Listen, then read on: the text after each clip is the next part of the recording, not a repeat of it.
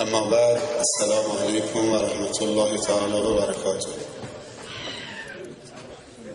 الله تبارک و تعالی رو بسیار سپاسگزاریم و تشکر میکنیم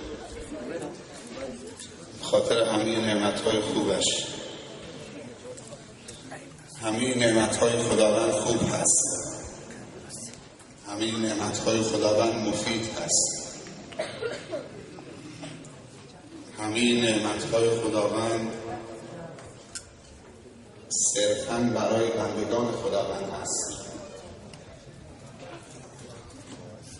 و همه نعمتهای خداوند شکر می‌طلبند. مثل یک جلسه تشکر هست، چون در این جلسه معصیت خدا نیست. همه نماز عشا رو خوندن، با وضو آمدن تو مراسم. وقتی عروسی اسلامی است و سالمه، بارها هم گفتم دوستان با موبایلشون به همدیگه تماس میگیرن، امشب تو فلان روستا عروسی سالمه، سخنرانی دینی میشه، مسائل فرهنگی، اجتماعی، هنری، ورزشی مطرح میشه، نه تنها فقط مسائل نماز تو عروسی ها و استنجا و طهارت و مسائل دیگه. با هم هماهنگی میکنن دیگه، طوری بریم که نماز عشا باشیم تو مسجد بلوان، یا بیاد نماز عشا تو مسجد کاریان، یه جای با هم نماز عشا میخونیم، بعد از مسجد با هم دو تا ماشین بریم تو مراسم. درسته؟ اینطوریه مراسم های عروسی سالم و اسلامی، اینطوریه. برعکسش هم وجود داره. برعکسش هم وقتی مراسم غیر اسلامی است، جوانا از ساعت 2 بعد از ظهر با هم تماس میگیرن، 10 تا 15 تا مطرب با هم جمع میشن، یه خانه خلوت نگاه میکنن، هر کسی مسئول یک چیزی است. یکی آبجو بیاره، یکی نمیدونم دسرش بیاره، یکی نمیدونم فلانش بیاره، میگه امشب کلمون گرم بکنیم که مراسم آنچنان نیست ها. بعد میگه مکبراتون هم بیارید، حاولار هم بیارید. از خانه که حرکت میکنن ساعت 4 همه چیشون آماده میکنن، از ساعت 4 شروع میکنن تا نماز مغرب میخونن، تا نماز عشا خوب سکران میشن. بعد از نماز عشا تقریبا 1 ساعت 2 ساعت با دهن نجس و فکری آلوده و نیتی خبیث و قدمی نامبارک به قصد آشوب و فتنه و فساد و خونریزی موتورا رو 2 پشت 3 پشت سوار میشن. کدومی که بهتره؟ این مجلس تشکر از خداونده. خدایا به فرزند من توفیق دادید که جشن طهارت و عفت رو برگزار بکنه، امشب نعمت ازدواج داشته باشه، سنت رسول خدا صلی الله علیه وسلم پیاده بکنه. من به خاطر این توفیق امشب مؤمنین رو دعوت کردم از خود روستا، از روستاهای اطراف، بیان اینجا صلوات و درود بفرستن، اشعار خوب بخوانن، اشعار عرفانی بخوانن که تو اشعارشون پیام‌های مثبت و مفید است و صحبت از شما و رسول شما بشود، صحبت از معنویات بشود. پس این مجلس، خود مجلس، حتی اگه نگه بارالله 100,000 بار شکر، خود این مجلس شکر عملی است و خدا بر مجلس برکت نازل میکنه. کدوم یکی بهتره؟ تو عروسی پسرت بگن نماز عشا مسجد فلانی.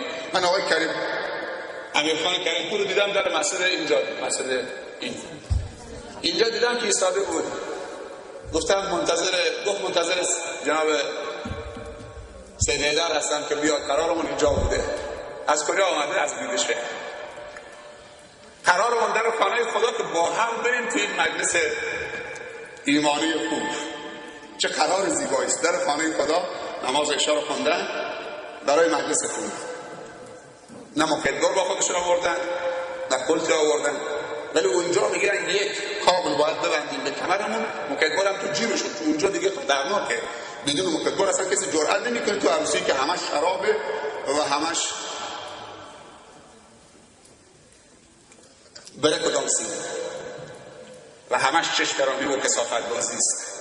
از خوانندش مسته تا اونهایی که دارن میرسن و خواننده ها خیلی پررو شدن. میدونی چرا؟ چون پدرها و مادرها، والدین داماد و عروس اونها رو پررو کردن. بی تقوایی سبب شده که اونها هم پررو بشن. شرط دارن با خانواده، اول تریاک ما، اول شراب ما، که ما کلمون رو خوب گرم بکنیم و اول چک سفید مال این دستی ارکستر ما همش، که اگر یه وقتی وسایل ما رو خرد کردن چک سفید داشته باشیم. ضمانت میگیرن، با 1000 منت میان که خانواده رو آلوده بکنن، داماد رو آلوده بکنن، عروس رو آلوده بکنن، نطفه رو آلوده بکنن، ناموس رو آلوده بکنن، نسل رو آینده بکنن، آینده رو آلوده بکنن و نهایتا کل جامعه رو آلوده بکنن. اینقدر پررو شدن تا اختلاط نباشه نمیزنن. من نمیدونم این منطقه چطوره، ولی بندر عباس و اطراف بندر عباس تا دخترها تو مراسم نباشن برقرار نمیزنن. اصلا این نفسش بالا نمیاد تا شراب نخوره که سکران نشه و تا رقص دخترها و زنها نبینه نمیتونه بزنه اصلا ساز. و بعدم پررو شدن، خواننده ها به زنها میگن کف دست بزنید. اگه زنها اینطوری دست زدن میگن این قبول نیست، باید دستاتون رو داری بالا، اینطوری از بالا دست بزنید کف. میدونی برای چی اینطوری میگن؟ یعنی کار به اینجا رسیده، طرف آورده ناموسش رو پیاده کرده رفته.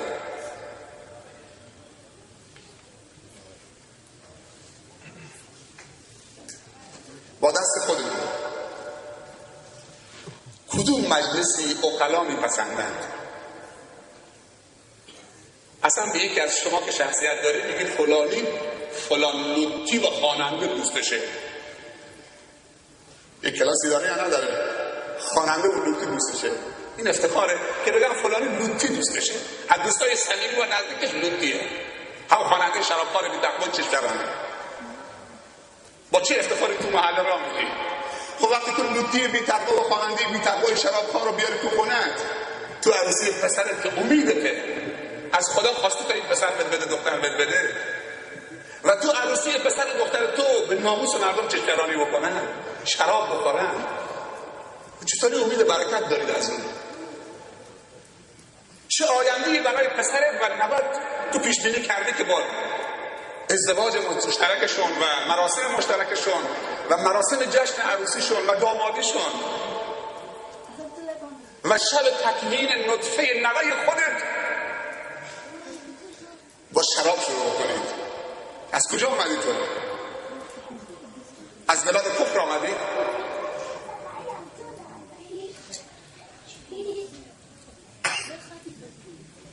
حتی بعضی دامادان اینقدر ساده هستن به داماد گفتن که اگه شب دامادی مست باشی یه لول تریاک هم بندازی بالا خیلی خوبه دیگه، عالیه. این مسکین هم چه؟ شب مست لایوبار میخواد داره تو حجله بنشینه، همین استفراغ کرده و اصحاب استفراغ تا روز بعدش.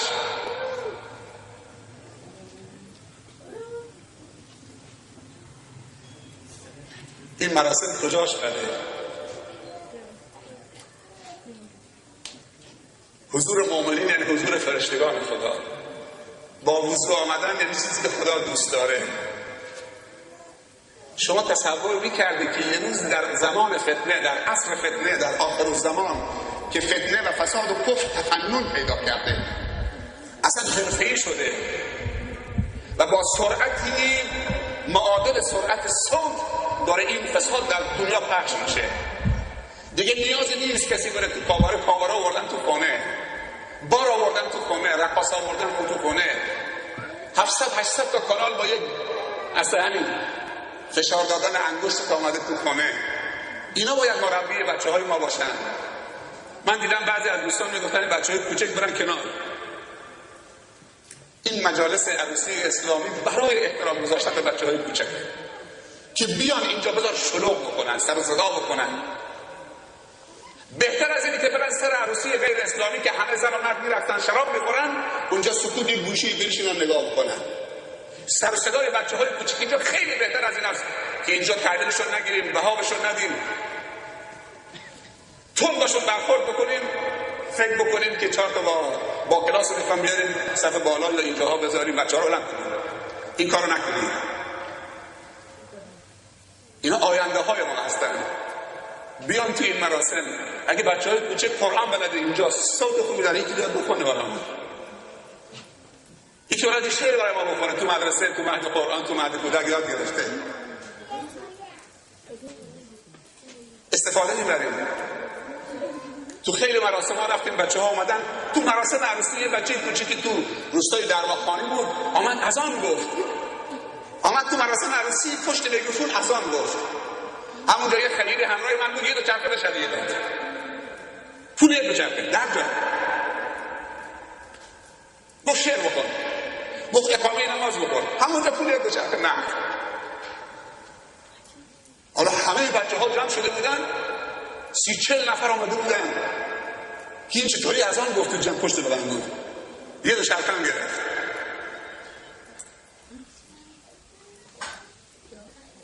ولی خانواده ها بعض موقع داره هم جمع میشن بچه های کوچک دختر بچه کوچک نوار میذارن مهمونی رفتن. اون میگه که کی بلده برقصه نوار رو گذاشتن. اون به دخترش میگه تو بلند شو. اون میگه تو بلند شو. بابایی خواهش میکنه که دخترش بلند بشه تیم مهمونی برقصه. بعد همه کف میزنن. چه جنایتی در حق دختر بچه 7 ساله 8 ساله. بابا بلند شو. عمو داره خواهش میکنه. زندایی داره خواهش میکنه. بعد همه کف میزنن چه خوب میرقصه. دخترم چه خوب میرقصه. دخترم چه خوب میرقصه. تشویقش کنید. چه جنایتی در حق این دختری که اسمش فاطمه هم گذاشتیم. اینطوریه. این مجلس تشکره. برای شما احترام قائل شدن. گفتن بیاید تو عروسی ما دینتون سر جاشه. ایمانتون سر جاشه. ناموستون حفظه. من خیلی از خواهرها و مادرها رو دیدم که می آمدم. حتما یه بلندی هم برای اونها گذاشتن دیگه درسته؟ یه جایگاهی هست برای اونها. ناموستون حفظ. آبروتون حفظ. اینجا کسی دست به یقتون نمیشه. کسی مرس نیست که دست به یقت بشه. امشب مجلس شادیه. شادی که درش تقوا گم نشه و خدا فراموش نشه. خداوند هم خالق لبخنداست هم خالق قطره هاست. خدا لبخند تو لب گذاشته که بخندیم. نه با لبخندامون از بندگان خدا مسخره بکنیم. خدا اشک گذاشته تو چشم که هم چشم پاک بکنه و هم دل رو سبک بکنه و هم بر گناهانمون بگیریم گناهانمون رو پاک بکنیم. هر چیزی جای خودش داره. من به همه شما تبریک میگم به خاطر حضورتون در این جایی که خدا دوست داره شما اینجا پیدا بشید. ما در روایات داریم که پیامبر تهدید میکنه صلی الله علیه وسلم میگه وای بر بندگان خدا جایی پیدا بشن که خدا دوست نداره اونجا پیدا بشن و وای بر بندگان خدا که جایی گم بشن که اونجا باید پیدا بشن.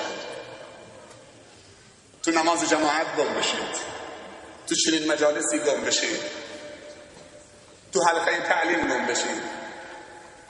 در میدان دعوت به سوی خدا و دین خدا گم بشید. تو همکاری های اجتماعی عقب بکشید. تو امر به معروف و نهی از منکر گم بشید نباشید. میگید وظیفه مله هاست. دور از شطور بخواب خواب راحت کن. این فرهنگ رو باید تبدیل بکنیم. دور از شطور بخواب خواب راحت بکن. به ما تزریق کردن. هر امر به معروف و نهی از منکری عوارض داره. عوارضش برکته.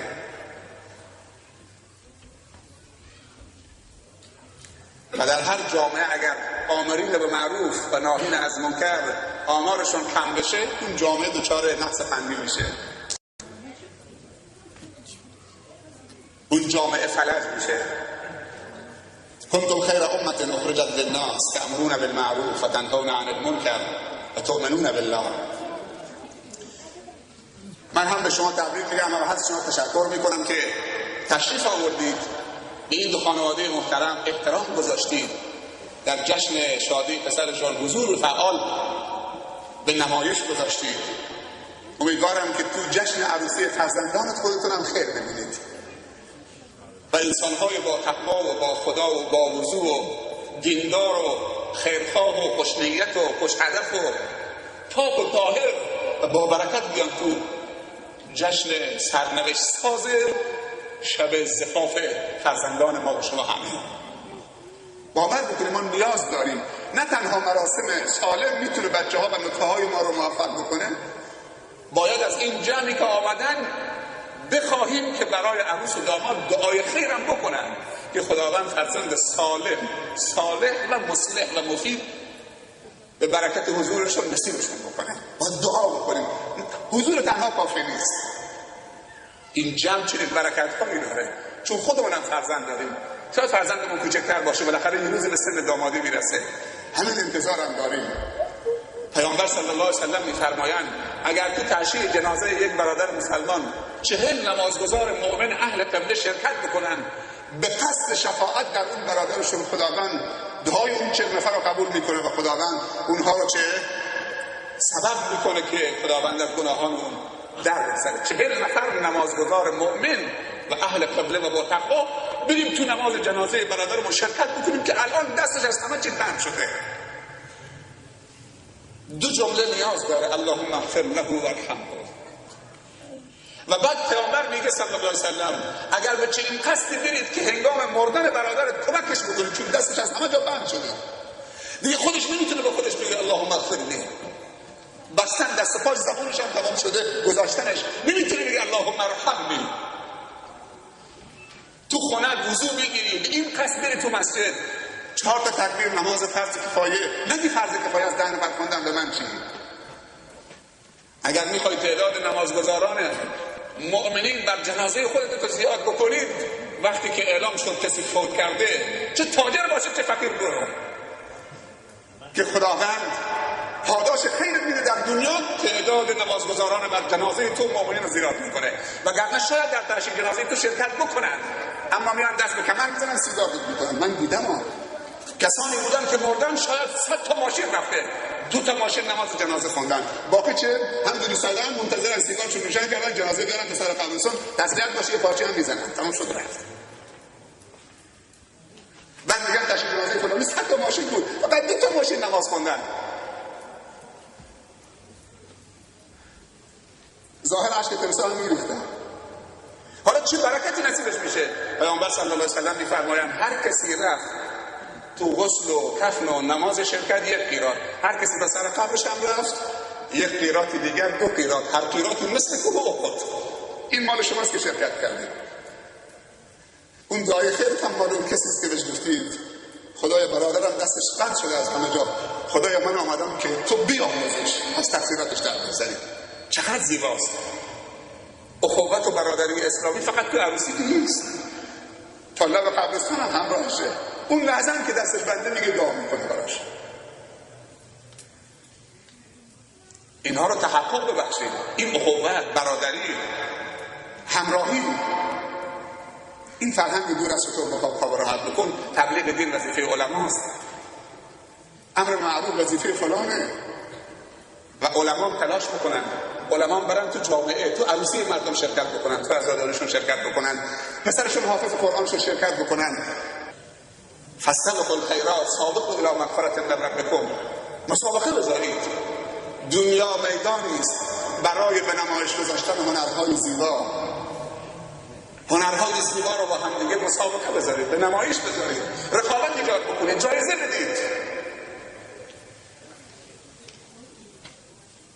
اونهایی که به دانشگاه راه پیدا کردن، کاردانی رو گرفتن، تشویقشون بکنید تا کارشناسی رو بگیرن. اونهایی که به کارشناسی ارشد فوق لیسانس راه پیدا کردن، ترمشون رو بدید، ترم و هزینه دانشگاهشون رو بدید. برای دکترا اعلام بکنید روز جمعه هر کسی مدرک دکترا رو آورد این کلید یک خانه تحویل بگیره. کلید یک خانه 10 تا خیر با عرضه و مرد نیست. یه خانه تو روستا 10 میلیون، 15 میلیون، 20 میلیون بیشتره. این کلید خانه تحویل بگیر. دکترا مدرک دکترا رو بیار، کلید خانه تحویل بگیر. ولی چند روز پیش به من خبر دادن در اطراف بندر مینا یک عروسی شده 30 میلیون تومان تو عروسی احتفال کردن. پول به درهم گرفتن و دلار جلو مردم. خدا خوشش میاد. اگر قرار باشه به همه شام بدیم، بهترین شام، من نمیگم عدس پلو، گرچه عدس از جگر قوی تره، شاید جگر عوارض داشته باشه ولی عدس عوارض نداره، مثل جگر خونسازه، حبوبات دیگه. شما اگر برای 2000 نفر شام مفصل بدید، بریانی بدید، استانبولی تو آشپزخانه 4 فصل بندر عباس که بهترین آشپزخانه است، استانبولی پرملات، دستی با بسته‌بندی ویژه پرس، دستی 1050 تومانه. کیلو کوبیده 1500 تومان، کیلو مرغ 1800 تومان. من میگم 2000 تومان. برای 2000 نفر میدی میشه 4 میلیون تومان. 26 میلیون تومان چه شده؟ برای 2000 نفر شام بدید میشه 4 میلیون تومان. 26 میلیون تومان کجا رفته؟ چی رو میخوایی نشان بدید؟ چی رو میخوایی ثابت بکنید؟ 20 میلیون تومان کلنگ 2 تا مدرسه زده شده. 70 میلیونش دولت داده، 2 تا 20 میلیون یک خیریه.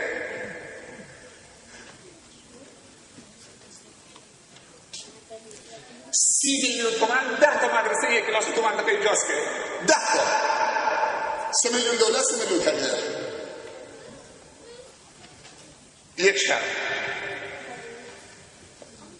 درهم بسته 2000 تومانی دلار مردم براش کف بزنن.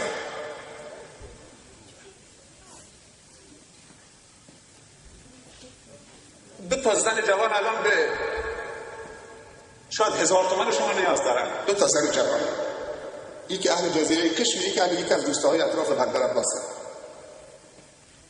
2-3 روز پیش در خانه من مراجعه کردن. یکیشون هم چند روز پیش جناب محمدی در جریان بود تو مسجد خوری بندر عباس روز جمعه براشون اعلام شده دیالیز میشه، جفت کلیه‌اش از دست داده. جالب اینجاست که من رفتم پیش دکتر عبدالمجید ناظمی رئیس بیمارستان کودکان بندر عباس، یه نفر اومده بود اونجا میگه روز جمعه به خطیب گفتیم که اعلام بکن که یه خواهری جفت کلیه‌اش از کار افتاده، نیاز هست مبلغ جمع بکنیم. یه نفر بلند شد گفت 1 میلیون، یه نفرم 200,000 تومان. تا اینجا جالب نیست، گرچه جالبه ولی دنبالش.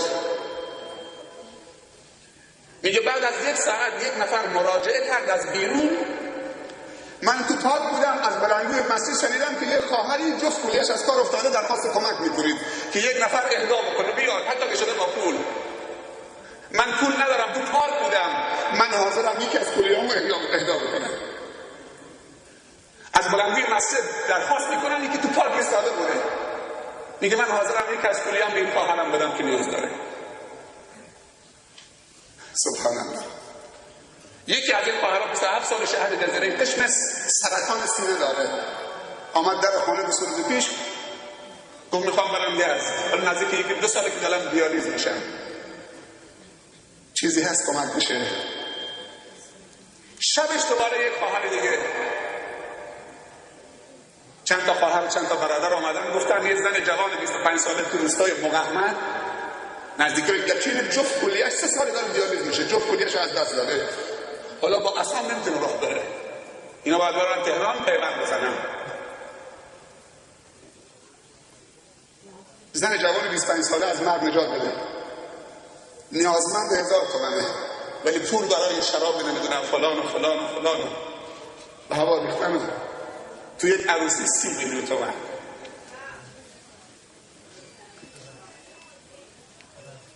از حج هم ثوابش بیشتره.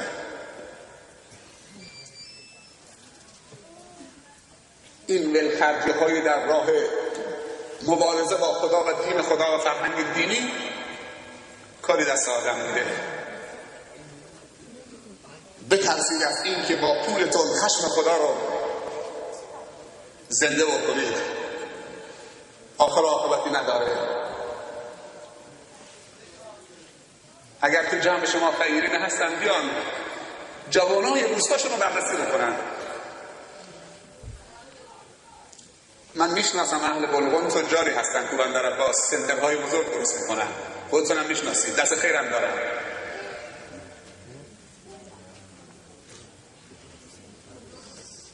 نگاه بکنم تو دوستای خودشون چند تا جوان 25 26 سالشه داماد نشده. یه واشکی یکی از علما بگه از اینا بپرسید چرا داماد نمیشید. 90% میگن مشکل مالی است.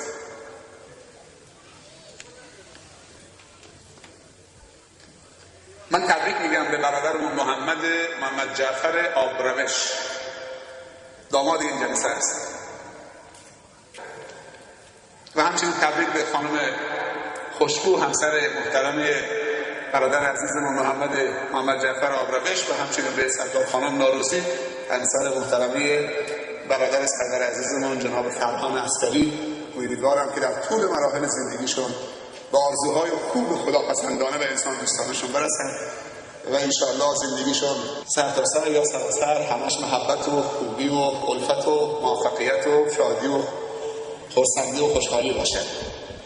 دو تا از ثمره ها و فلسفه و حکمت ازدواج، یکیش عفت هست و دومی تولید نسل هست. رضای خدا، امر خدا، سنت رسول خدا و مسائل دیگه صلی الله علیه و سلم رو جای خودش.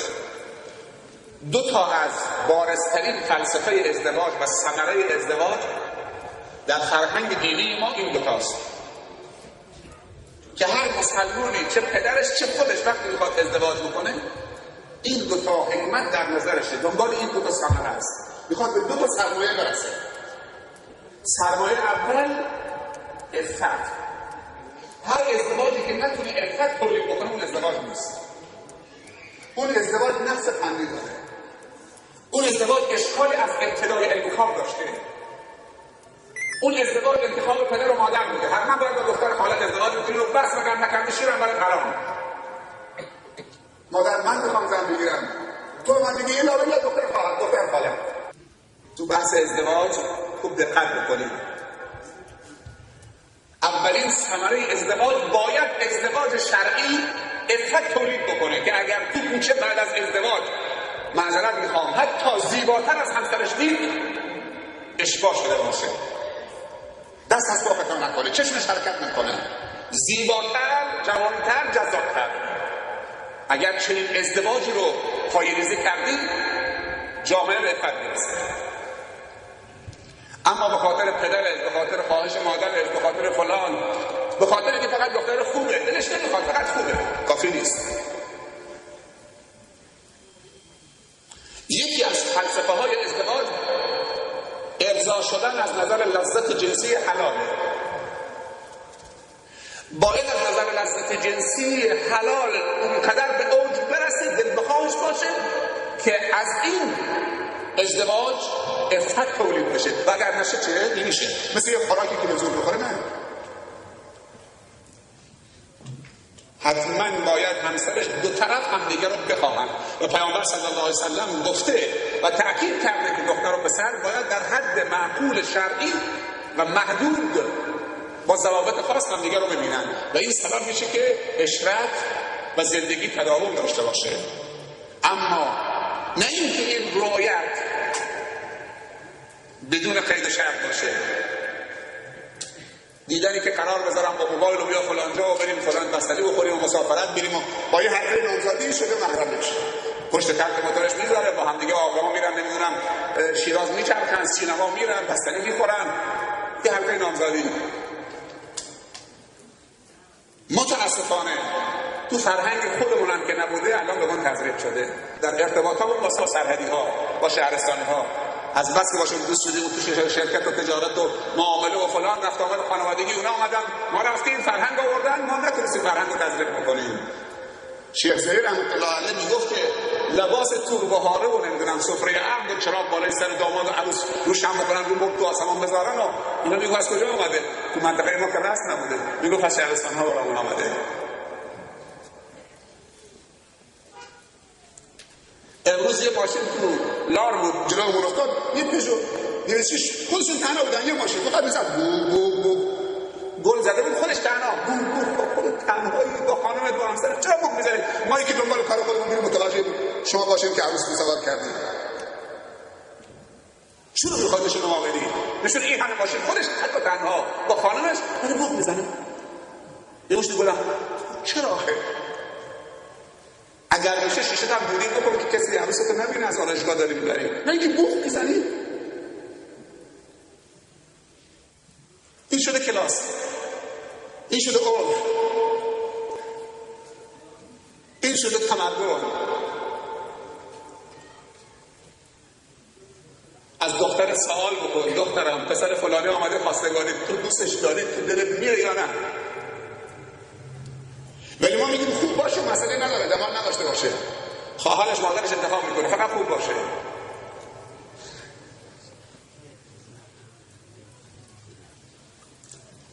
من نقل میکنم زمان قدیم که ندیده دیگه عقلی میبستن، اصلا نمیدیدن هم دیگر این بردن تحویل میدادن. چند مدت پیش که از دوستان آمده بود جزیره کشم، از ابوظبی آمد، من پرواز کردم آمدم کشم رو دعوت کردن، رفتیم اونجا، گفتن دوستان آمدن، نشستیم نهاری با هم خوردیم. یکی از دوستانی که از اونجا آمده بود دنیا دیده بود، همجور نقل نمیدونم ازدواج و نقل نمیدونم فلان و تعدد ازواج و خیلی مسائل، گفت که یه خاطره بگم. یه نفر گفت که برام زن پیدا بکن. زن براش پیدا کرد، بالاخره ندیده چه؟ تا اینکه این خاطرات گذشته رو میگفت. بالاخره رفت اون مجرد دید که معذرت میخوام زنش خیلی زشته از نظر جمال، خیلی جا خورد. زنش هم خیلی تعلق بهش پیدا کرده بود. بعد خواست که به شوهرش احترام قائل بشه، گفت تو مرد منی، تو چطوری دوست داری من بچرخم؟ با چه لباسی؟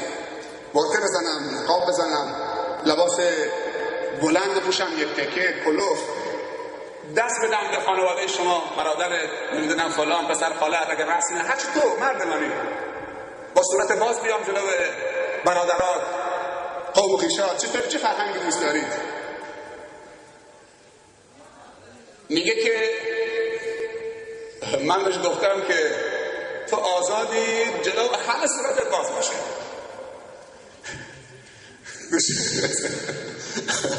گفتم نه همسر عزیزم، شما خیلی من احترام قائل شدید، خوبه، تو آزادی زن جلو همه صورتت باز باشه بجز خودم.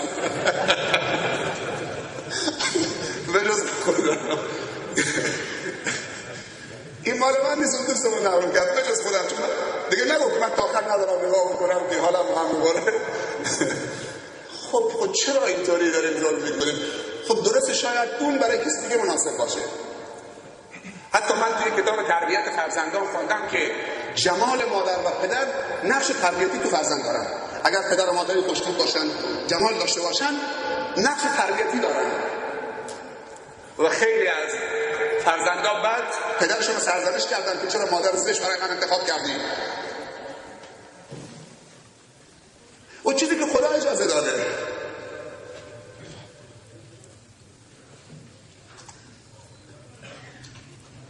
ولی مسائل رو باید رعایت کرد، معیارها رو نباید.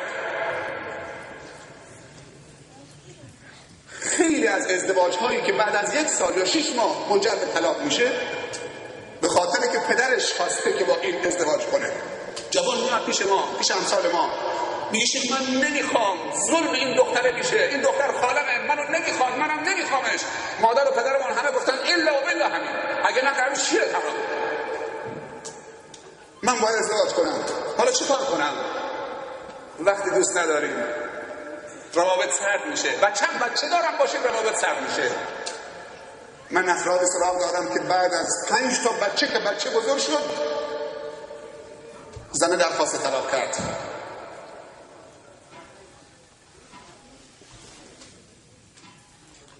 اگر دختر یک سیدی علاقمند به یک پسر مؤمن غیر سید شد و مؤمن بود و میخواست و از اون طرف پدر سید علاقمند به یک پسر سیدی بود که از قوم خوشش بود، خیلی مؤمن پایبند نبود.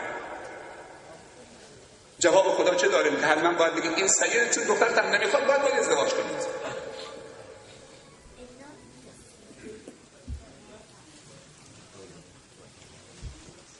ما برای داماد کردن پسرامون خیلی زرنگ می‌کنیم.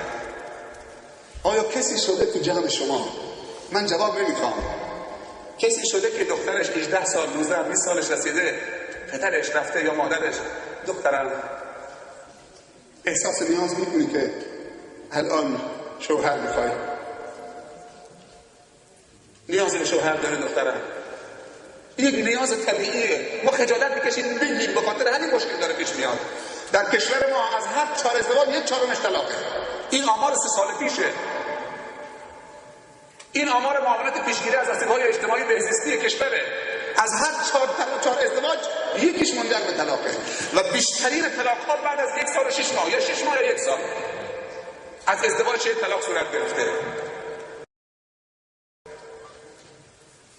برید مشکلات رو بررسی بکنید که اینطوری چرا طلاق میشه، چطوریه. اگر ما آمار معتادین کشورمون رو به مردم بدیم، آمار ایدز رو بدیم، آمار طلاق رو بدیم، درست که مردم همه بدونن، قطعا یه فکری میکنیم ولی ما میپوشونیم، نمیدونیم چند تا معتاد داریم، چقدر ایدز داریم.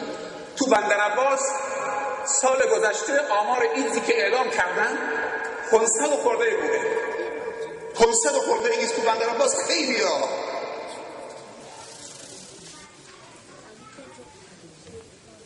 این میدونه یک از علتهاش به عفت نرسیدنه و پیامبر صلی الله علیه وسلم میفرمایند هرچی آمار ازدواج صحیح بالا بره آمار جرم و جنایت کم میشه، هرچی تعداد متأهلین بیشتر بشن آمارشون بالا بره آمار جرم و جنایت و فساد کم میشه، میاد پایین. خیلی وحشتناکه از 4 ازدواج 1/4 منجر به طلاق بشه. شاید تو روستای ما نباشه ولی کم کم شروع پیدا میکنه، کم کم میاد. چند سال پیش مواد مخدر اینطوری تو منطقه شما بود بین جوانان، ولی امروز آمده. اولین ثمره و سرمایه ازدواج صحیح عفته. هر ازدواجی که چشم‌چرانی رو بعد از ازدواج بیشتر بکنه این ازدواج نیست.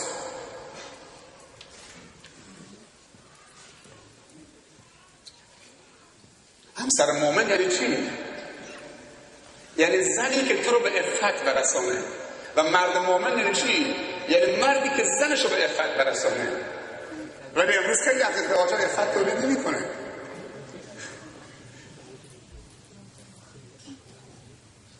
تجدید نظر بکنیم تو انگیزه های ازدواج ها، تو برنامه ها. طرف دختر مردم رو با بسم الله، به ما خودمون، به ما مله ها، وقتی میخواد که عقد دخترش رو ببنده یا خواستگاری بره، میدونه که اگه خودش هم شاید ندن. جناب شیخ شما بیاید همراهمان خواستگاری بریم، خواهش میکنم خواستگاری خیلی اراد از ما میگیرن، خواهش میکنم بیاد برید. جناب سیده برید، رفتید دخترم بهش دادن. جناب سید شما به سیبه هم بخونید. حالا جناب سید هم جناب شیخ هم جناب سید الفاظش هم بهش میگن سیغه عرب بخوره. حالا میره اونجا سیغه میخونه و چند بار استغفار هم بهشون میگه و چند بار صلوات هم میگه، بعد میگه بسم الله اعوذ بالله من الشیطان الرجیم بسم الله. یه آیه قرآن هم میخونه. جناب سید سیغه رو خون، آیه قرآن خون، بسم الله گفت، سید میره دنبال کارش. تو مراسم عروسیش دیگه نمیرن جناب شیخ جناب آقا سید بفرمایید. کار مولا تا همجا تموم شد. کار مولا با بسم الله سیغه هم تموم شد. مراسم دیگه کار میگه. کار خواننده هست. اینجا دیگه خلاص، اینجا دیگه شما خیلی ممنون وظیفتون انجام بدید. طور هم مراسم برگزار میکنه که اگه شیخ هم بخواد بره اونجا تبریک بگه نتونه بره. خجالت بکشه نتونه بره. اگر رفتم اونجا کلوب شخصیتی میشه. شیخ اومده اون سر عروسی که همه ساز و نوار فلان، همونجا بدبخت میشه اسیر میشه میره. دیگه روز جمعهش نمیتونه بره روی منبر. ولی اونهایی که رفتن رقصیدن تو نماز شرکت کردن، حالا خطیب هم روی منبره. ولی جناب شیخ اگر رفت دیگه نمیتونه بره روی منبر. تو مسجد دیگه نمیتونه بره. خیلی عجیبه. مردم سیگار میکشن روز جمعه میان نماز. حالا اگه یه مولوی سیگار کشید مگر اسلام مولا و غیر مولا داره؟ از کجا آوردیم؟ مگر حلال و حرام برای ملا حلال، برای ملا حرام، برای اون حرام، برای اون. چرا این جدایی رو ایجاد کردیم؟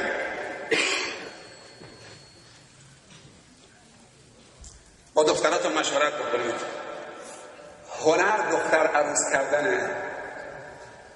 من وظیفه دارم به عنوان یک پدر از دخترم سوال بکنم. دخترم این ضوابط رو فراموش نکن. اشکال نداره یک جوان تحصیل کرده مؤمن با تقوای با ادب با اخلاق متواضع شکرگزار بنده خدای خیرخواه مردمه، مالدار، خوشگل و خوشگل. دیده آوردم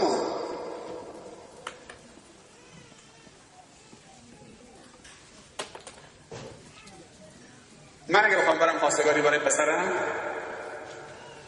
2 تا دختر باشن، هر 2 تا مؤمن باشن، هر 2 تا از نظر حجاب کامل باشن، هر 2 تا از نظر مال کامل باشن، هر 2 تا از نظر موقعیت اجتماعی مثل هم باشن، هر 2 تا از نظر دین و فلان، ولی یکیشون جذاب‌تر باشه، اون یکی رو میگیرم برای پسرم. اون یکی که جذاب‌تره که میخواد، اونم یکی داره مثل خودش. مایی که بزرگترین باید تو ازدواج کاری بکنیم که بچه همون به عفت برسن. نه جلومون بگن چشم بابا به خاطر تو که شیر، و مادرش بگه به خاطر تو که راضی بشی ازم شیرتو برام حرام نکنی و شیر داری حرام میشه. من تنگ این ازدواج میدم، هر چی تو گفتی چشمم میداری گردنم، هرچی بابام گفت مامانم گفت. پدر و مادر 2 سال دیگه 3 سال دیگه فوت میکنن، و خودش با این زنی که نخواسته. ما خیلی آمار و ارقام داریم که نمیتونیم اینجا بگیم. آمارهای وحشتناک، نامه‌های عجیب غریب، همش در مورد این جوان‌ها که به زور دامادشون میکنن، به زور عروسشون میکنن، به کسی که نمیخوان، صرفاً به خاطر پدر و مادرش. اما فلسفه دوم ازدواج که خیلی مهمه و سرمایه تولید میکنه، اولاده. و اولادم باید 3 تا مطلب تو ذهنت باشه. در حد 5 دقیقه فقط من اینو اشاره میکنم. وقتی میخوای که اولاددار بشی، از خدا فرزند بخواهی، 3 تا برنامه تو ذهنت باشه. از خدا بخواه که خدایا این نطفه سالم، اگه میخوای فرزند من بدی، خدایا سالم از نظر مسائل ژنتیکیش، حتما باید آزمایش خون بدید. ولی دخترای دخترها و پسرای ما اول عاشق هم میشن، دلباخته میشن، نمیتونن دل بکنن، بعد میرن آزمایش خون، دکتر میگه نمیکنه با هم. میدونی چی میگم؟ بعد حالا عشقش اینطوری دلبستگی پیدا کرده، دکتر میگه اگر این ازدواج صورت بگیره مسائل بچه‌ها طلاسمی میشن. ما تو محله خودمون از یک پدر و مادر 2 تا دختر 25 ساله طلاسمی داریم. یک همایشی برگزار شد، این 2 تا دختر اومدن یک دیپلم خوندن تو یک نمایشگاهی.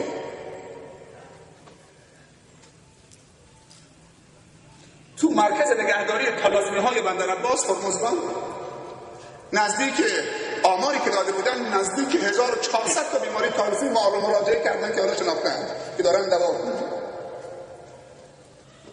رو تخت خوابیده آدم طاقت نمی‌کنه بره نگاهشو بکنه، سر به این بزرگی، بدن به این کوچیکی، خون نیست، چشما کبود. این 2 تا دختر تو یک نمایشگاه اومدن دیپلم خوندن، کل اون جمع گریه کردن. اول دلشو میده، بعد باید بره دکتر آزمایش خون بده. حالا چاره دلش نمیکنه، میگه برو برای خود دکتر، توکل به خدا میکنن. این توکله. دکتر تشخیص داده که این مشکل داره، طلاسمی ایجاد میشه. بعد از اینکه هوس‌ها ریخت، عشقا عادی شد، بچه به دنیا آمد طلاسمیه. شاید بچه رو به زمین بزنه، خدا چی رو من دادی؟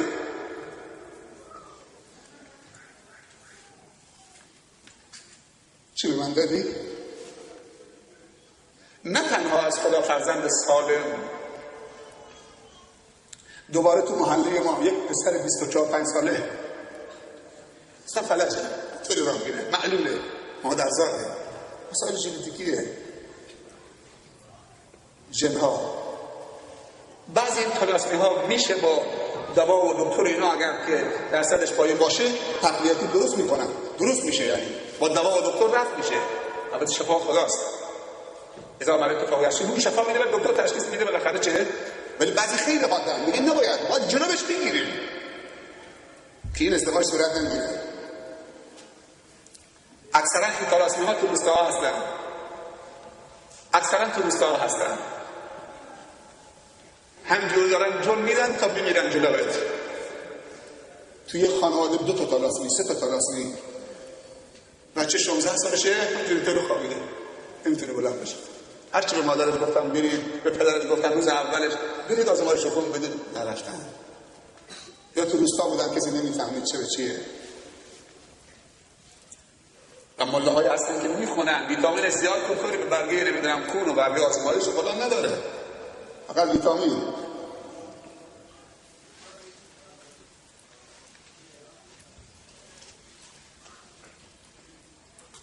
این یک، اگر سرمایه میخوره. دوم از خدا بطلب که صالح باشه، در ذات خودش صالح باشه. این نطفه دعایی هست در شب زفاف که این دعا اللهم جنبنا الشیطان و جنب الشیطان عما رزقتنا، پروردگار شیطان رو از ما دور بکن. این مرد باید دست بداره رو سر همسرش و دعا بکنه خدای از برکت این زن در شب پایانی ازدواجش با وضو کنار هم بنشینن، یک سنت شکری بخوانن، دعای تشکری از خدا بکنن، از خدا بکنن که این نعمت ازدواج رو حلال بهشون داده. بعد دستش بذاره رو سر همسرش بگه خدایا از خیر این زن و خیری که بر اون این زن رو خلق کردی نصیب من بفرما و از شر این زن مگر شر در این هست من به تو پناه میبرم. و بعد میگه اللهم جنبنا الشیطان و جنب الشیطان عما رزقتنا، خدایا شیطان را از ما دور بگردان، از ما 2 نفر، و شیطان را از چیزی که در امشب نصیب ما میکنی، یعنی اون نطفه که بسته میشه، دور بگردان. اگر اون شب نطفه بسته بشه با این دعا، شیطان در همین زندگی مسیحی مشارکه، شیطان رو دست کم نگیرید. میگه اگر اون شب نطفه بسته بشه شیطان در امانه. این نیت که بچه صالح باشه، سالمش که گفتم چطوره، هم از خدا بخواه هم آزمایش رو انجام میده. و این هم دوباره چه؟ از خدا بخواه و این دعا رو بخون. و بعد از این که بچه به دنیا آمد یک انسان صالحی تو محله پیدا بکن، حالا چه شیخ باشه چه غیر شیخ باشه فرقی نمیکنه. اگر عالم صالح باشه، چون عالم طالح خودفروخته هم داریم دیگه، عالم صالح که به صلاح و تقواش و دعاش اعتقاد داریم. اگر نیست، افراد صالحی که همسایه‌تون هستن برو ازش خواهش بکن بیا خدا به من یک نوزادی داده، از آن در گوش راستش و اقامه نماز تو بگو. این هم وضو میگیره میاد. پیرمردای صالح زیادن تو روستاها، بچه تو میگیره با وضو یک اذان تو گوش راستش، کلمات تعظیم خدا و تکبیر خدا و توحید خدا، الله اکبر الله اکبر الله اکبر الله اکبر. حتی شیطان خودشو به زمین میزنه، چون شیطان کمین گرفته تا به دنیا آمد سیخش میزنه. میتونه سهم داشته باشه یا رفت از دستش، کمین گرفته که نطفه رو فاسد بکنه. و اگر نتونست نطفه رو فاسد بکنه وقتی به دنیا آمد حالا هی سیخش میزنه. ولی تا اذان گفته میشه همجور میزنه تو سرشو فرار میکنه. وقت اذان گفتن شیطان فرار میکنه. اقامه نمازم تحریکش هم بکن، اگر هست رتبی بده به همون انسان صالحی، بالاخره این کمی له بکنه زیر لسه هاش بکشه. این هم سنت تحریکه. روز هفتم هم گوسفندی براش عقیقه بکن، خانواده قوم کشا دوستان رفقاها یه غذایی با یک حلوای شیرینی، با یک چیز شیرینی، این به عنوان تفاعل به اینکه اخلاق شیرین بشه و فلان بشه. آداب خاصی داره عقیقه. بعدم دعوت میکنه همه بیان سر سفره بنشینن بخورن به پاس شکرانه این نعمت فرزند سالم که خدا داده. و روز هفتم سرش بتراش. امروز سر تراشیدن شده عید. من جرئت نمیکنم تیر برنده بذارم رو پوست سر بچه 7 ساله 7 روزه. اگه تو دل نداری خیلی هم مرغ نمیتونم ببارم، مرغ حلال یا حرام، گوسفند هم دل ندارم ببارم، ولی هستن کسانی هستن که دستشون خیلی سبکه. برو بیارشو بگو بیا اسم بچه‌م بده بشین، این موشو بذار تا خوش بشه، معادلش نقره بده به فقرا. بعدم روز هفتم با خانواده مشورت بکنید یک نام با برکتی، بهترین اسمها عبدالله و عبدالرحمن، بهترین اسمها صفتی که صفت عبودیت داشته باشد، عبدالکریم، عبدالستار، عبدالرحیم، عبدالوهاب. بیا پایین اسامی که وجود داره: محمد، حامد، ابراهیم، احمد، اگه دختر خدیجه، عایشه، فاطمه، اسمهای خوب. ولی امروز چه اسمهایی برای بچه ها بود؟ بابا و مامان هر دو تا اسم اسلامی دارن. اسم پسرشون الکس. از کجا آورده الکس؟ این پسر بعد آدم مامان متدین شد، بعد خواست بره به حج، رفت حج و برگشت. چی بهش میگن؟ شما بگید. تو داری کاری میکنید که این طرف وقتی حاجی هم بشه خجالت میکشه. حاجی الکس. چرا همچه کارایی میکنید؟ کاری نکنید که بچه کن فردا اگه مؤمن شد این بچه از اسمش متنفر باشه. روز هفتم اسم مبارک، اینا همش تو تربیت بچه صالح شدنش نقش داره. این دو تا نیت و نیت سوم، تلاش بکنم که این بنده، این فرزنده مصلح بشه، مفید، خدوم برای جامعه. صالح شدن برای خودش تنها و خانواده؟ نه، انسان خدومی میشه برای جهان بشریت، نه تنها جهان اسلامیت. انسان‌هایی هستن که برای کل بشریت خدمت میکنن، به کافر و مسلمانشون. پس 3 تا نیت بکن برای چه و تلاش بکن برای سرمایه دوم و فلسفه دوم ازدواجه: فرزند صالح و چی؟ این خیلی مهم، سومی مصلح، که هدایت شده و هدایتگر باشه، به درد مردم بخوره، خدمت بکنه. خدا رحمت بکنه شیخ محمد زیادی رو، رحمت الله علیه، قبرش نور باران بشه. اون چیزی که شایستش بود خدا بهش بده در این دنیا و این نامونی که همیشه بلند باشه. یک قلم جنسش 100 تا دانشجو فرستاد دانشگاه اسلامی مدینه، یک قلم خوبی هاش. نگفت من میخوام شیخ زیایی منطقه بمونم. زمانی که خودش بردیزل بود تو بندر عباس با کسروی ها، با بهاری ها، با توده ها، با مجاهدین تو قبل از انقلاب و اوایل انقلاب، و چقدر درگیر بود. کسی بود که حفظ قرآن رو تو منطقه مد کرد. اولین کسی بود که حافظ شده بود از کل سپاهستان. اوایل که آمد بندر عباس میخواست ختم تراویح بخونه، با 1 نفر شروع کرد. کسی نبود پشت سرش اگر اشتباه میکرد برش بگردونه تو نماز. دوستان میگفتن من مخیار نمیدم. دوستان میگفتن که یک بنگالی بوده یا پاکستانی یا بلوچ، بنگالی بوده، بله، یک بنگالی بوده تو صف نماز مسجد گلدانی پشت صف شیخ آخر صف ایستاده بوده. یک دفعه شیخ تو نماز اشتباه میکنه، هی میره جلو میاد، میره و میاد، یادش نمیاد. یکی از اون گوشه صف اون کلمه قرآنی و اون آیه رو یادش میاره، تا سلام نماز میده، مثل این که اصلا باورش نمیشده. ولی کی بود؟ خیلی سریع صحبت میکرد. کی بود؟ اشاره میکنم به یک بنگالی آخر صف. براتش کنه پشت سر من بیسته، جاش اینجاست. دنباله حافظ قرآن میگشت، نبود. یه مهاجر بنگالی. کی بود؟ یا اینجا جاشه، اینجا پشت سر من بیسته. شکر خدا که یه نفر پیدا شد. امروز ما نزدیک 200 تا دختر حافظ داریم. کسی بود که نماز ختم تراویح تو منطقه با قرآن مد کرد. کسی بود که مدرسه دینی با معدل و دولتی در کنارش خوندن مد کرد. کسی بود که آمدن خواهرها به مساجد مد کرد. کسی بود که خطبه به فارسی روز جمعه مد کرد. مردم میرفتن مینشستن، همون چی داره میخونه خودش هم نمیدونه. شاید بعضی موقع میگفته اللهم علینا ولا حوالينا دیگه. کلمات عربی یک حرفش جابجا بکنه، یک حرکت اعرابیش معنیش عوض میشه، زمین تا آسمان عوض میشه. اینا ویژگیش بود. کسی بود که مدرسه دینی برای خواهرها راه اندازی کرد. راه اندازی شد دیگه توسط شاگرداش. الان در روستای حرم، در دهستان حرم، الان مسجدی ویژه خواهران هست و شیخ عبدالکریم میگفت جماعت این مسجد تو نماز تراویح 400 بزنن، امامشون خودشون، همه دوره عالی خوندن، دخترها پیش نمازشون کلاسشون مسجد اصلا مال خودشونه، کسی نمیره، همه چی دست خودشونه. و میگه جماعتش همیشه 300 400 نفر.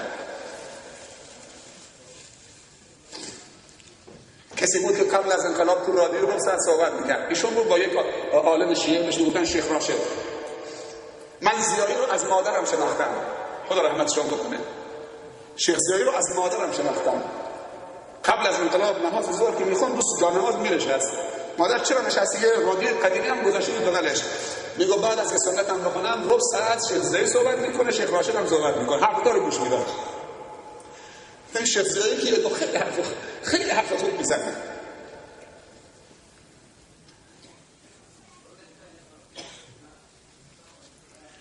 مرشد و راهنمای کاروان حجاج بود، همراه حجاج میرفت. اگه دعا بکنی اینطوری دعا بکن تا خدا اینطوری بده. دعایی که دست خودته، تلاشی که دست خودته، میگی صالح بکن، میگی مصلح بکن. تو که میگی خدا یه بچه خوشگل به من بده که نمیدونم چشمش نمیدونم فلانی باشه، سبز باشه، موش طلایی باشه، نمیدونم صورتش داری باشه، دماغش داری باشه، خنجری. خب بگو خب خوشگل باشه، اشکال نداره. همه اینا بگو، با زبانت گفتی، خب با دلت گفتی، با زبانت بگو خوبم باشه، مفید باشه، تحصیل کرده باشه، عالم باشه، خدوم جامعه باشه، با اخلاق باشه. هر دو تا بگو. زبان چرا زبان رو احتکار می‌کنی خدمتش؟ چرا زبان رو محدود می‌کنی؟ یه نفر میاد به من سلام میکنه، میگه السلام علیکم و رحمت الله تعالی و برکاته. از همون داره لبخند میزنه، سلام شیخ، السلام علیکم. بیان سلام جوابش، اون لبخندش و ناگوش بازش و السلام علیکم و رحمت الله و برکاته. سلام، حالا چطوری جناب شیخ؟ خوبم. چیه؟ فقط زبانه، تا هم بگو، زبانه که در نمیاد. و علیکم السلام و رحمت الله و برکاته. الحمدلله، حالم خوبه. حال شما چطوره؟ حال مادر چطوره؟ حال بابا چطوره؟ بچه ها سالمن؟ خوبن الحمدلله. بچه ها موفقن الحمدلله. زندگی چطوره؟ خوبه الحمدلله. بعدم بگو التماس دعای خیر داریم، برای من دعای خیر بکن. همه زبانم از این رو به اون گوش میکنی. رسول الله صلی الله علیه وسلم همراه عمر رضی الله عنه، حضرت عمر رفت بدرخش بکنه تا خارج از مدینه که بره مکه، خواست بره مکه. رسول الله صلی الله علیه وسلم حضرت عمر را بدرخه میکرد. رسول الله کجا؟ حضرت عمر کجا؟ بدرخه میکرد تا بیرون از مدینه رو بستن خداحافظی بکنن. وقتی مسافره کردن که خداحافظی بکنن، در گوش حضرت عمر رسول خدا صلی الله علیه وسلم یک جمله گفت. بعد از اینکه بدرخه کردن خداحافظی می‌خواستن بکنن، گفت برادر مکه میری، ما رو از دعای خیرت فراموش نکن. عمر گریه کرد، ادب یاد ما داد و گفت برادر مکه میری، ما رو از دعای خیرت فراموش نکن. حالا پس من بگم که رسول الله محتاج دعای خیر عمر بوده؟ ادب و یاد ما میده که همه محتاج رحمت خداییم، هم خودمون رحمت خدا می‌خوایم، هم از شما دعوت می‌کنیم خدایا دعا بکنید تا خدا رحمت خدا به هممون بده. ما برای فرزندان شما دعا می‌کنیم، شما برای فرزندان ما دعا بکنید. دنیا خوش میشه. خسته نشدید؟ نه. تو درواسی نداشته باشیم. عزیزانی که سر پای ایستادن، حالا اینا که نشستن جای خودشون. شما خسته نشدید؟ حالا یه لبخند بزنه همتون. چه مجلس با صفاییه. لبخنداش باور کنی ثواب میشه. یعنی ما الان توی مجلسیم که لبخندش عبادت ثواب میخندید تا ثواب گیریم. جناب سید یادداشت من داده توضیح درباره مسلمان شدن کشیش مسیحی در کتاب از آهنگ پاپ تا آهنگ ناب. یه توضیح کوچیکی بدید. یه کتابی هست، قطور هم نیست زیاد، عنوان کتاب از آهنگ پاپ تا آهنگ ناب.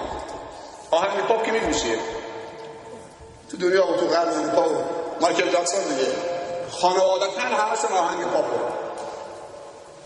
پدرشون اصلا عاشق چه این آهنگ بوده، بچه‌هاشو همه فرستادن خواننده بشه، مایکل و جاردن و همه.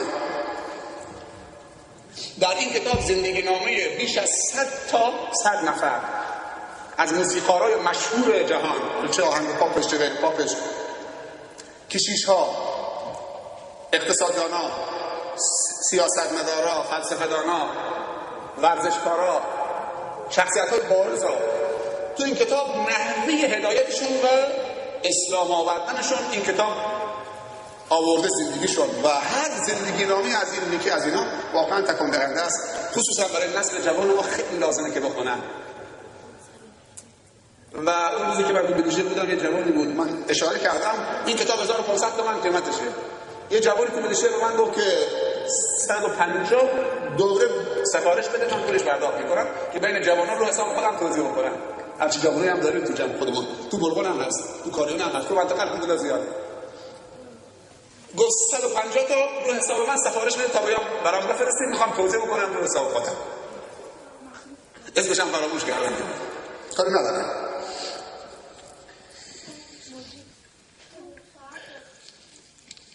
یکی از کسانی که تو این کتاب زندگی نامش نوشته جاردن جاکسون هست، برادر مایکل جاکسون. و این من کار ندارم به زندگی، من درباره زندگی اسحاق هلال کشیش مصری دارم صحبت میکنم. این وقتی که آمد تو بحرین بچه‌های مسلمان مثل همین بچه‌های کوچک دورش حلقه زدن، همه سوال و احوالپرسی کردن و سوال و جواب و بعد به بچه‌ها گفت که دینتون چیه؟ همه گفتن ما مسلمانیم. یکیشون همینه، جاردن جاکسون که تو بحرین مسلمان شد. کاتی استیفنز میشناسید؟ یوسف اسلام، خواننده مشهور بریتانیا، پدر اسنوکر جهان، یکی از کسانی که تو همین کتاب مفصلا دربارش نوشته مسلمان شده و خیلی دیگه. یکی از کسانی که مسلمان شدن کشیشی هست مسیحی در مصر به اسم اسحاق هلال. این خاطرش تو این کتاب خیلی تکان دهنده است. من وقتی مطالعه کردم خیلی منو تکان داد. من مختصرش میگم 4 تا انگیزه برای مسلمان شدنش میگه. لب مطلب میگه اولین تکونی که خوردم، من مطالعه داشتم تو ادیان، ولی اون چیزی که خیلی منو تکان داد میگفت تو بورسعید بود، یکی از شهرهای مصر، تو اتوبوس نشسته بودم تو ایستگاه، یه نوجوان مصری کیفی کولش بود، کتاب پر بود تو کیف، آمد تو اتوبوس کتاب از هم صندلی اول یکی کتاب داد تا صندلی آخر. به من که رسید من لباس کشیشی پوشیده بودم، یه رب که طلا سلیب گردنم بود بزرگ رو سینه انداخته بودم، یه کلاه هم کشیشا رو سرم بود. مقابل من که آمد من دستم دراز کردم به من، دستش کشید کتاب به من نداد، رفت صندلی بعدی. من هم اونجا خجالت کشیدم و هم اونجا باد شدم. من هم دوست دارم مطالعه بکنم، چرا این بچه کوچیک مصری به من ندادی مسلمان؟ نفهمیدم چه شد. بچه کتاباشو جمع کرد، نگارم فروخت داد که نگاه بکنه، این نگاری بفروشه. پولاش هم گرفت تو جیبش گذاشت، سریع رفت از اتوبوس پیاده شد. من که نشسته بودم بلند شدم، چرا به من نداد؟ خب من با این شخصیت خجالت کشیدم. دستشو کشید، دستم دراز داد، رفتم دنبالش تو خیابون. نیست پسرم، بیا 8 تا تر میرفت، طوری که به یه نحوی اونو نگه داشتم. وقتی ایستاد گفتم پسرم منم کتاب میخواستم بخرم، چرا به من ندادی؟ گفت تو مسلمان نیستی، مسیحی هستی، لباس کافری. گفتم پسرم علم و کتاب و فلان و دیگه مسیحی و مسلمان نداره که، تو میخوای بفروشی، من میخوام بخونم بخرم، پول دارم اونم دارم. گفت نه. دیگه اون قدر خواهشش کردم، با صحبت کردم، منم دوست دارم مطالعه بکنم، خواهش میکنم تا راضیش کردم 2 تا کتاب به من بفروشه. دیگه یکی از این کتاب‌ها جزء 30 قرآن بود، کتاب مقدس شما مسلمانان. دیگه سبحان الله تا باز کردم، اول همون کتابی که جزء 30 بود نمی‌فهمیدم چیه که تا برق زدم سوره توحید و اخلاص در آمد. چشمم افتاد قل هو الله احد، بسم الله الرحمن الرحیم، قل هو الله احد لقد كفر الذين قالوا ان الله ثالث ثلاثه. مسیحا میگن 3 تا خداست دیگه. خدای بزرگ، خدای پدر، خدای پسر فلان.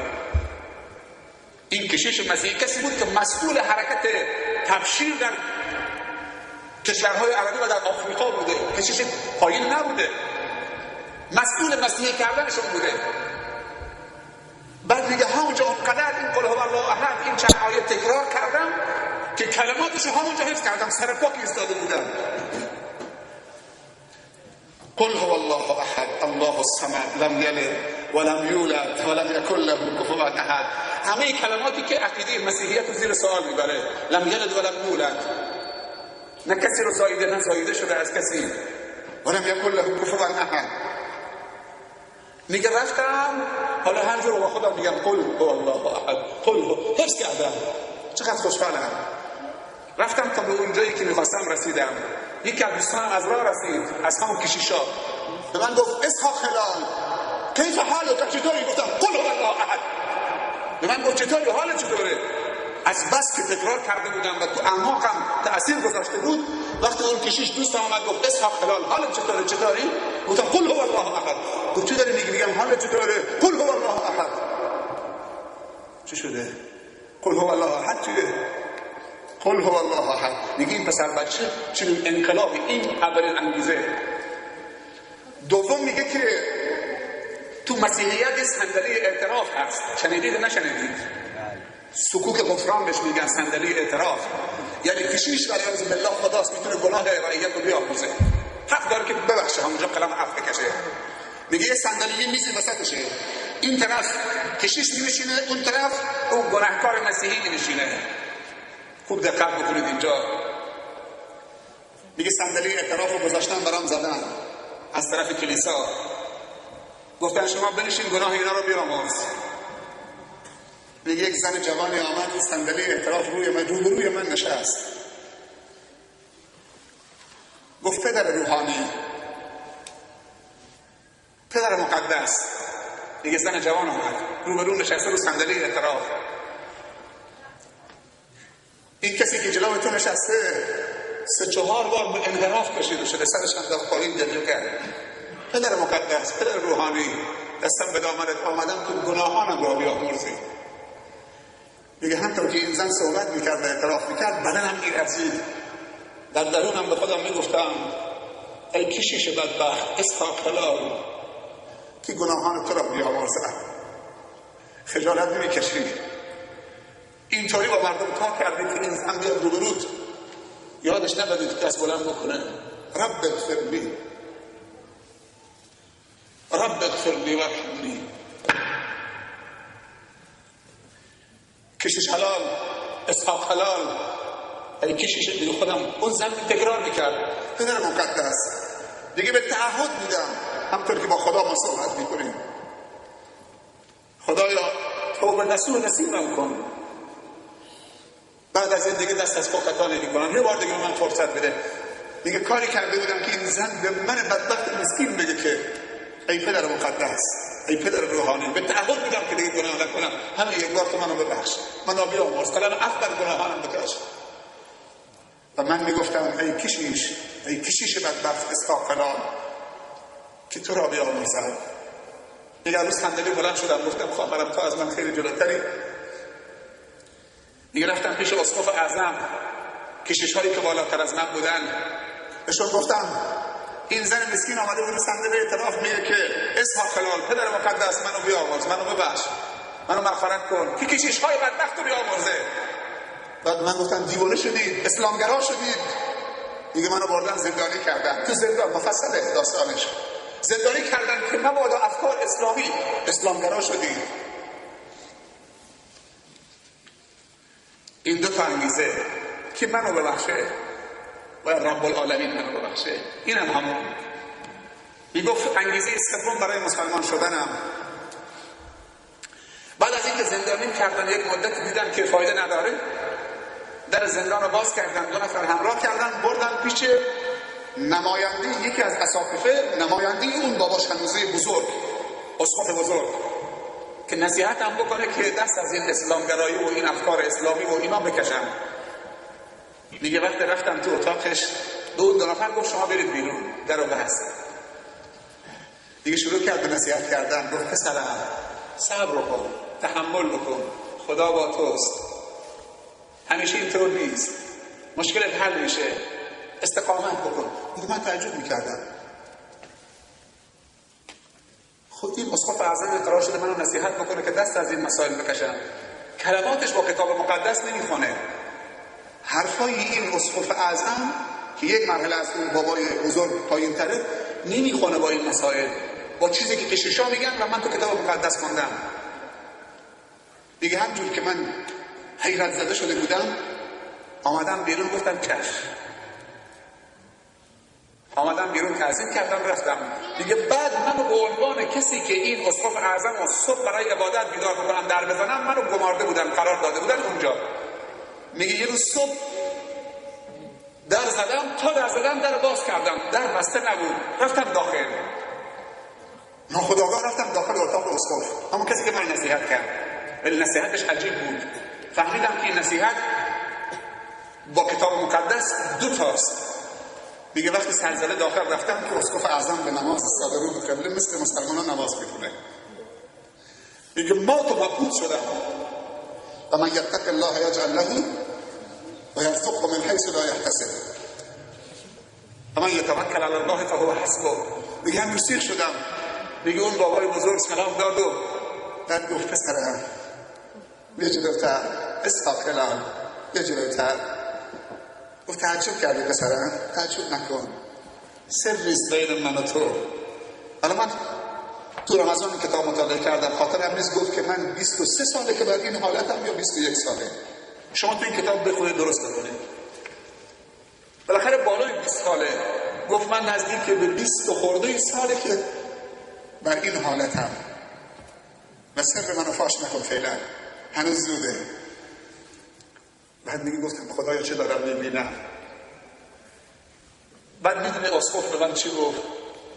گفت تنها انیس من که منو قلف، یعنی تسکین میبخشه، تنها انیس من تو جمع این کشیش هایی که نه تقوایی، نه دیانتی، نه امانتی، نه صداقتی دارن و میدونم که چی هم، دیگه تنها انیسم قرآنه. پسرم من 20 ساله که فقط قرآن مطالعه میکنم. دیگه یک مرد سلام بود. دیگه همجور که وجودم مملو از نور شده بود رفتم بیرون، تا این که از طرف کلیسا ما را فرستادن در سودان، سوم و چهارم آخرشه، فرستادن در سودان و میلیون ها جنه مصری همراه ما کردن که بریم سیاه‌پوستای سودان رو مسیحی بکنیم بیاریم شد مصر. میگفت من رئیس گروه بودم، 3 ماه تو سودان موندیم، تو 3 ماه 36 نفر مسیحی کردیم، برای هر نفر 30,000 جنيه دادیم. 30,000 جنيه مصری خیلی ها. یکی از دوستان میگفت رفتم به مصر، تو فرودگاه منو ایرانی بودم اونجا نگه داشتن، گفتن نمیتونی وارد مصر بشی. رفتم تو همون رستورانش، گفتم یه چایی بخورم، حالا تو باید بنشینم دیگه. چایی میخوردم، دیدم که یه سرباز مصری که تو همون نگهبان بود نگاه به من میگه چطوری دارم چایی میخورم. گفتم حالا یکی تعارفش بکنم چای بیار. گفتم بیا یه چای سفارش بدم که بیارم برات. گفت نه اگه داری همون رب جنيه یا پول هر چی چند سنت هر چی هست همون پولش به من بده، من میخوام بگم که چقدر فقره و جنيه چقدر ارزش داره. میگه سرباز گفت نه من چای نمیخورم، همون پول چای به من بده. برای هر کدوم 30,000 جنيه دادن، 36 نفر تو 3 ماه. میگفت خودش اسحاق میگه که مسیحی کردیم و یکی اسمش اسم اسلامی بود، اسمش هم عوض کردیم گفتیم عبدالمسیح. با ویزه کار آوردیمشون قاهره مصر که اون کلیساها و برنامه‌ها و مسائل ما رو ببینن. میگفت خیلی بهشون میرسیدیم تا یکی از روزها رفتم تو همون اتاقهایی که بهشون دادیم، همین که اسمش گذاشتیم عبدالمسیح. تا داخل اتاقش که رفتم دیدم که چه نماز بسته مثل مسلمان داره نماز میکنه.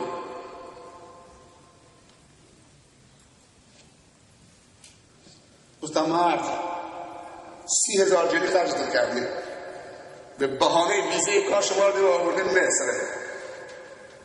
بعد حالا شدی این همه هزینه و این همه مسائل داریم، نماز مسلمانه دوباره میخونیم. میگه اون سیاه‌پوست سودانی برگشت گفت شما با اون 30,000 حساب خلال خودش داره میگه میگه شما با اون 30,000 جنيه فقط جسم گرسنه منو خریدید، به اختیار گرفتید، ولی دل من ما رب العالمینه، الله احد.